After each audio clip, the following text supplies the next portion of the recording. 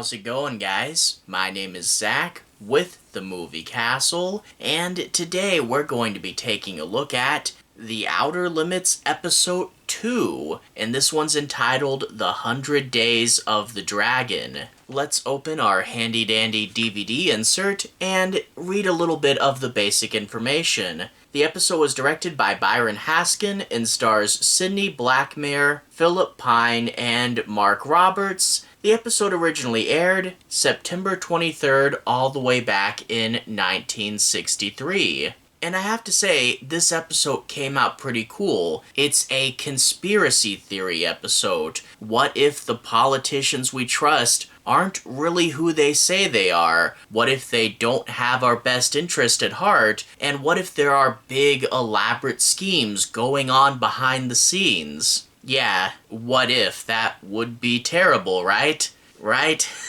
Gee. But yeah, this episode has a really strong idea at the beginning of it, and I do feel it has a lot to say, and in fact, with everything that's happened as time's passed, you could probably do a pretty interesting remake of this one. Overall, pretty solid and a definite recommendation. But that being said, what's this episode about? I'm not going to do any major spoilers, but let's talk about the setup and talk about the plot a little bit. We open up in this foreign country that looks like they're probably going to be at war with the United States. However, it is United States election season, and they have a cardboard cutout of the guy who's probably going to be picked as president. He's seen as a bit of a shoo-in. Beside the cutout, they have a guy. Same hairstyle, same height and build. In fact, the politician was missing a finger from a hunting accident, and they cut this guy's finger off. He does a really good impression. He's got the voice down, but of course the face isn't perfect, and that leads us into a really cool visual and the sci-fi element of the script. They've made a serum that when you inject it for 2 minutes is going to make your skin super plasticky and moldable, and you get this really cool unexpected visual. After he's injected it, the scientist literally goes and squishes this guy's face. They must have made a clay replica, but it's good enough where you don't see it coming and then you're like, they squished him. Oh, that's crazy. Yeah, that's definitely going to stick in people's minds, especially back in the 1960s. And yeah, I don't know, they probably shouldn't play with this guy's face as much as they do. I would be worried you'd jack it up beyond repair, but whatever, cool effect. Up next, they take a mold, and they press the mold into this guy's face, and what do you know? Now he looks just like the political candidate.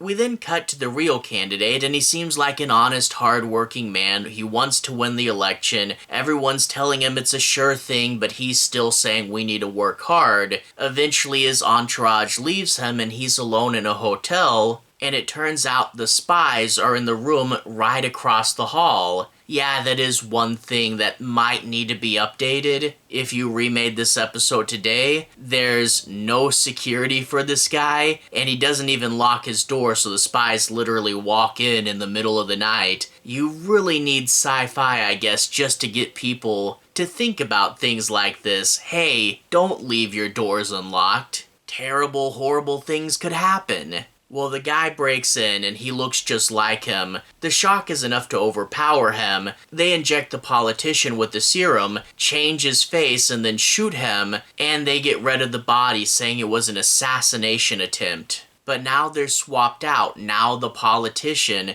is someone else, and you get a whole lot of really cool ideas behind this. The conspiracy idea of a doppelganger, of someone being swapped out and they're not who they are anymore, that goes really deep, and you can probably watch a ton of videos on it. The most famous example is the accusations against the Beatles. Paul is dead and we miss him. Some people say that the real Paul McCartney died in a car wreck. The Beatles were at the height of their fame and didn't want to stop, so they replaced him with a guy who won a look-alike contest. But beyond that, there's several politicians and celebrities that people say after a certain point in their career started acting a little bit different. It's a rabbit hole, you guys can go down it. But in addition to a more literal conspiracy theory, there's also the metaphor. People think he's one person, but he's secretly another. Even if it's not for the conspiracy theory, there is the whole idea that maybe we don't take you and swap you off for someone, maybe we just offer you a lot of money. We think we can trust you, we think you're squeaky clean, but you really don't have our best interest at heart. You really don't care for us. You're really plotting against us. Foreign governments, big corporations. I'm not really going to go too deep down all these theories, but let's just say politicians are quite known for being two-faced. And yeah, we get a cool special effect, we get a real conspiracy theory, and we also get the metaphor. A lot to say here, and I feel like nowadays adding AI and news algorithms, you could really go pretty deep and pretty heavy on this. I hope you guys aren't fighting in the comments, but yeah, there are a few ideas you could take this episode. So yeah, the episode has a pretty strong hook, but it does drag a little bit in the middle. You really could have done a lot of tension with people almost figuring it out and him almost getting caught. And you do find out eventually that the foreign country is trying to invade this valley. I wish we had known that earlier, and I wish we got to know more of its significance to add to the tension. What horrible thing could happen if they do get into the valley? Overall, this episode's good, but it's a little bit underdeveloped. I really wish it was more of a tight thriller, both in the doppelganger and the political thriller element of it. But whatever. It does drag a little bit in the middle, but eventually we do get a pretty solid third act. The vice president becomes our main character, and he starts to suspect something's up, as well as the president's daughter. Little things, little habits, he's not quite behaving the same,